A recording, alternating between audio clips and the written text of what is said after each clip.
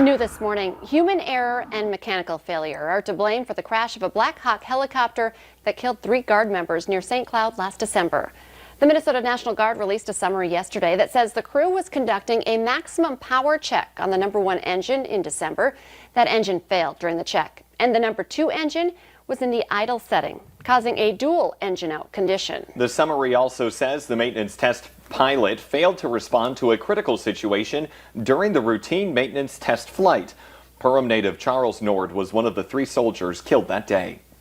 Fargo and West Fargo Public Schools are adding a new essential item to your back-to-school shopping list: face masks. The Valley Today's Brian Sherrod is live with what kinds of masks are accepted and where you can get them. Good morning, Brian.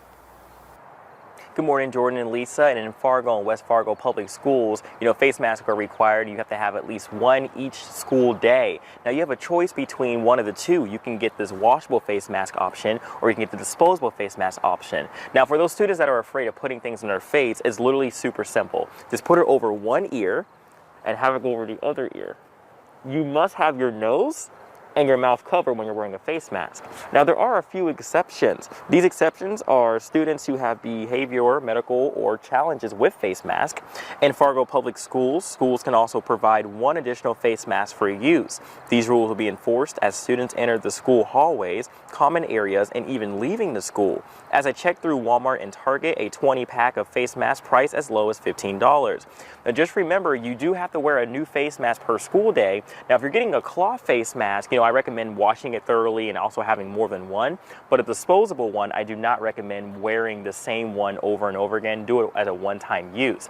Now, with Minnesota schools, you have to wear a face mask. You are required to wear one. But with Moorhead directly, I haven't had much information with them yet. But of course, I will update as we receive the latest. Make sure you go on our VNL News app, as I also put up the school supplies list to get you ready for the school year. Great information this morning, Brian. Lots to think about, not just one mask, a couple of masks, and practicing getting them on. Putting them on, yeah. You're going to want at least 5, because the CDC also recommends that you wash it every day to really make sure that you're keeping the contamination out. Brian, reporting live. Thank you. Let's get a check now of our Thursday morning forecast with meteorologist Lisa Green. Good morning. Today we're starting off with some dense fog in some spots, and so we want to take a look around the valley. First of all, Fargo's doing just fine. The sun is up and it's obscured by that cloud there that's really taking hold over Lakes Country, but also extending up toward the Fargo-Moorhead area. But our visibility is looking good here in the FM area. Now out west, it's a different story. This is a DOT cam along I-94 in the Jamestown area. You can see our visibility is obscured. You can still see the road surface in this view, but in several locations we've got visibility that is quite low. We do want to give you a heads up that the dense fog advisory has now been extended for a few more counties in our viewing area. That includes Eddy, Barnes, Griggs, Ransom, and Sargent counties, and the advisory has been extended as well until 11 o'clock. So this is going to be with us for some time here in the valley. And here's a look at our visibility reports. A bunch of zeros on the map. We've got visibility at 0 in Langdon, Candu, Cooperstown, Valley City, Oaks, Winter. So many areas dealing with some very dense fog. So traveling in that area, it's going to be a little tougher. You want to give yourself some extra time and have those headlights on here this morning, and just do that extra look, that extra take before you pull out onto another road here, just to be safe. Looking at your temperatures right now, we're in the 50s and 60s. We're at 58 degrees in Fargo, 58 in Grand Forks, some of us in the mid-60s in the southeast, and your winds are on the light side here this morning. Radar and satellite, not much to show. There are some of those clouds in the southeast, and then of course we've got the fog as well. So here's your hourly planner for today. We've got the morning fog. That will eventually lift, but it may hang around for a while in some spots. For Fargo, the fog not really a problem for us here this morning. Temperatures will rise into the upper 70s to some low 80s. We'll see a variable amount of cloud cover, so there's going to be more sunshine likely out west once the fog lifts, and then more cloud cover likely to the east, and can't even rule out a sprinkle underneath some of those. Tomorrow is going to be the bigger day for storms. We're looking at the potential for severe weather. We could have some storms in the morning first, and then afternoon and evening more form, and all types of severe weather possible with that slight risk. And that severe weather potential carries over into the weekend. We have first alert weather days Friday, Saturday, and Sunday. So make sure you stay weather aware. Let's check in now with Devin Fry for the Valley Today's traffic on the move.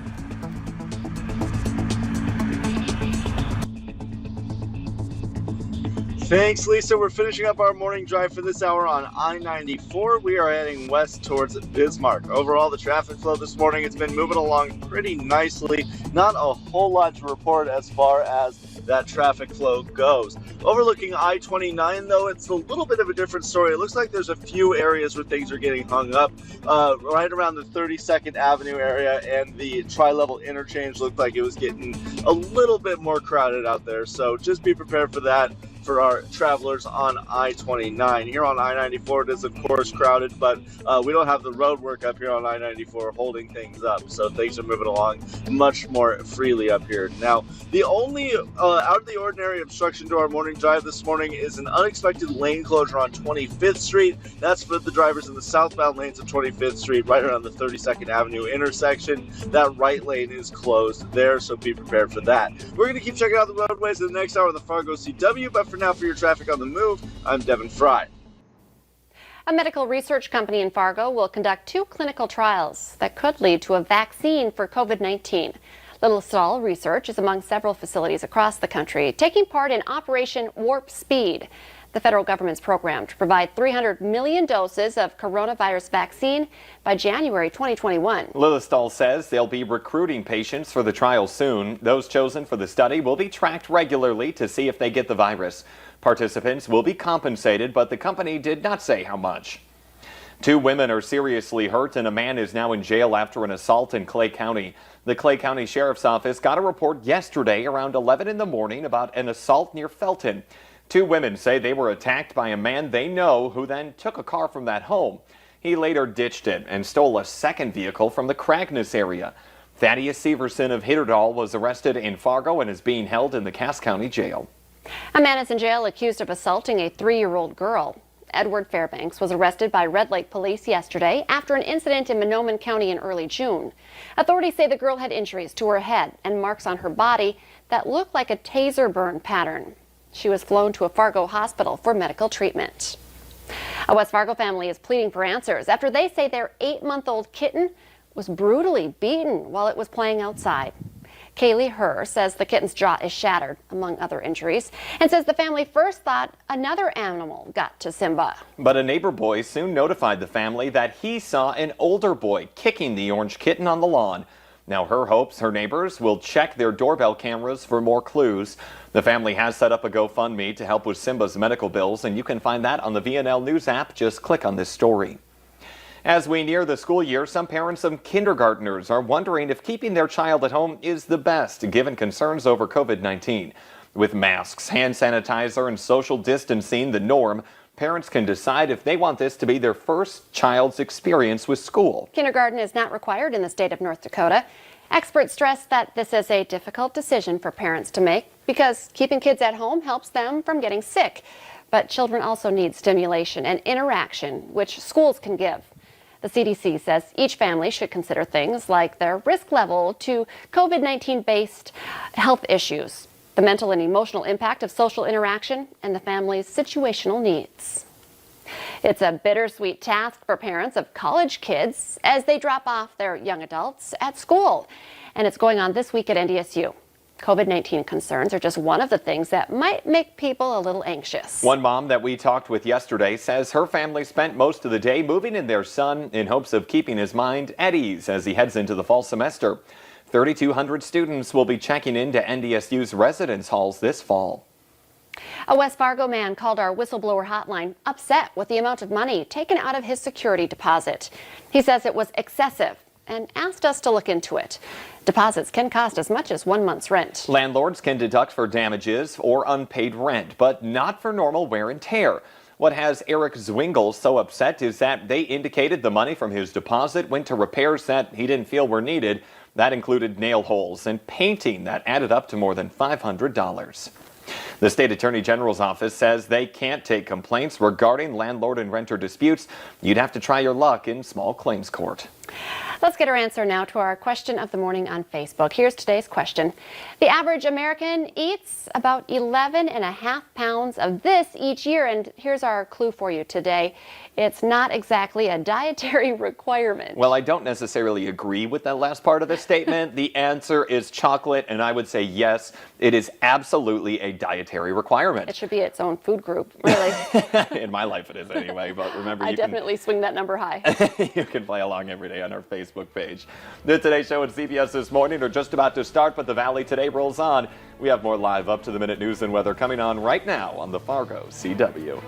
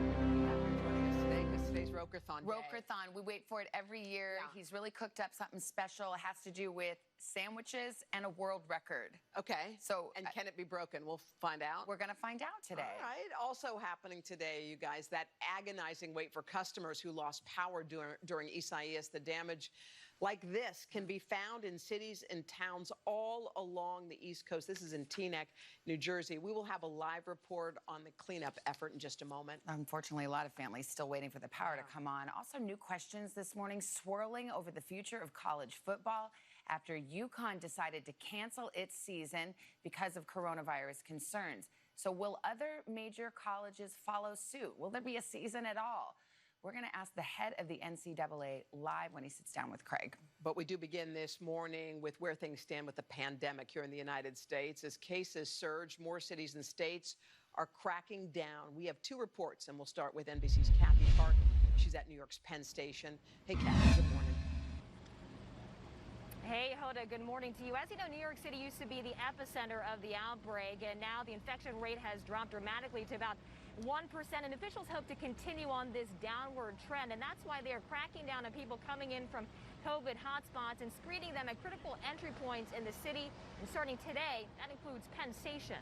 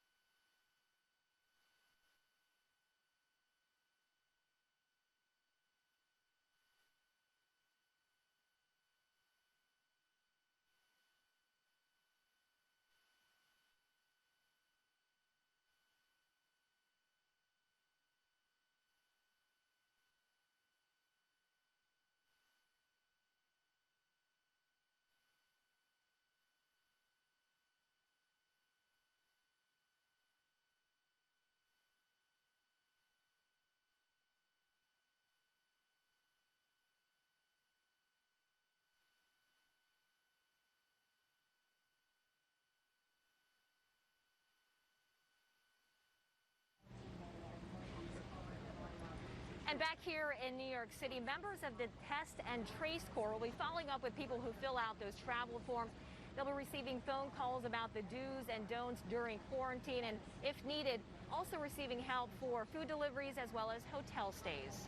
Hoda? All right, Kathy Park for us at New York's Penn Station. Kathy, thank you. Meanwhile, the fate of 50 million children in public schools remains up in the air this morning as schools in some states reopen for in-person learning. In Georgia, the early returns are already producing warning signs, and in Florida, the largest teachers union is taking the state to court. NBC's Sam Brock is in Miami for us this morning. Sam, good morning. Savannah, good morning. To understand why a massive union, educators union, is suing the state right now, its president says just look at the numbers. In the month of July, 25,000 kids under the age of 18 contracted COVID-19 in Florida. That's an average of about 800 a day. In Georgia and Mississippi right now, some schools have already opened to positive tests and quarantines.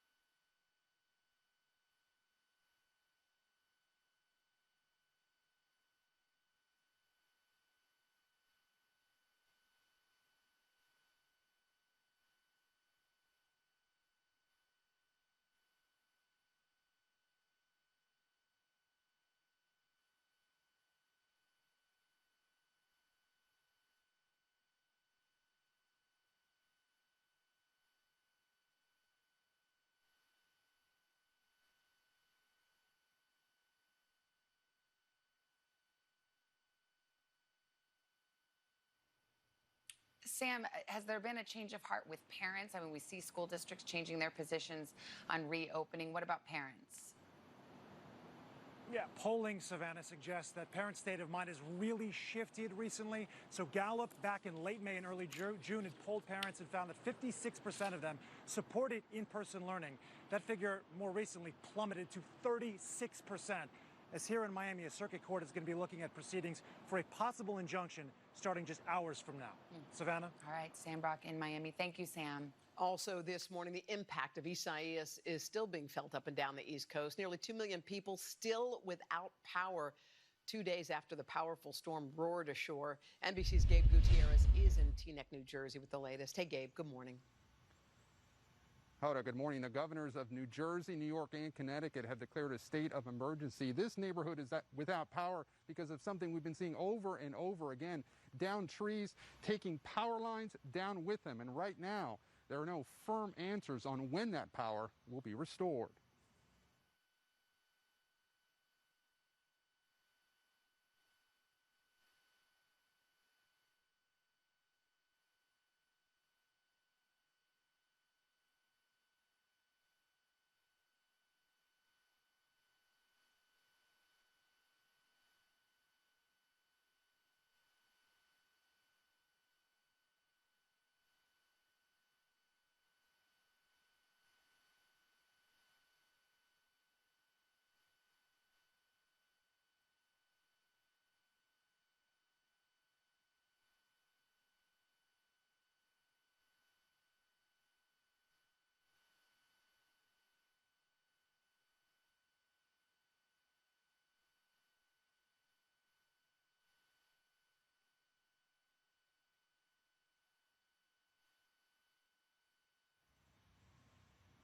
In Connecticut, the largest utility company says that in terms of power outages, this storm was actually worse than Superstorm Sandy. Here in New Jersey, the Board of Public Utilities says that it hopes to have power restored possibly to 80% of its customers by possibly Friday.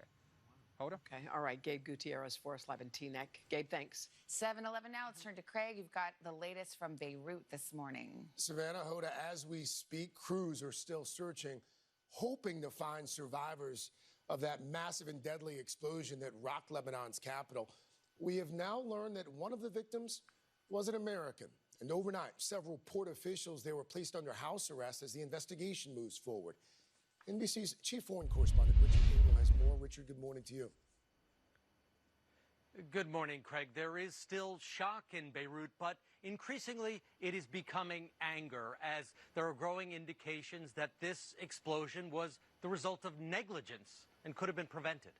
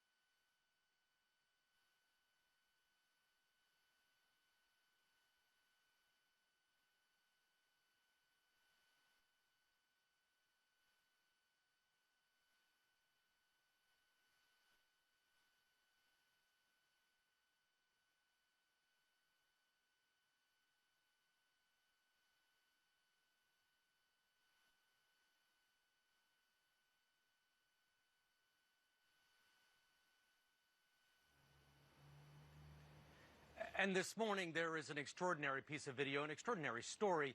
Just before the blast, a woman was being wheeled into the delivery room so she could give birth to a baby, and her husband was filming the whole thing, and then the blast struck. The video stops, but we can report this morning that the woman and the baby are doing fine. His name is George. Craig, back to you. Our chief foreign correspondent, Richard Engel, there. What an adorable little boy as well, Richard. Thank you. Thank you so much. Savannah? Can you imagine? No, I cannot. That moment, but I'm glad that had a happy ending. Yeah. Much more to get to this morning, including a headline-making first for Facebook, removing a post by the Trump campaign for spreading misinformation about the coronavirus. NBC's Peter Alexander joins us now from the White House with this. Peter, good morning. Hey, Savannah, good morning. To Facebook and Twitter, two of the top social media companies firing a pair of warning shots after President Trump and his campaign posted false claims about children and immunity to the coronavirus. It is the latest in a pattern of misinformation during this pandemic from the president and his campaign allies, as pressure has grown on those social media companies to crack down.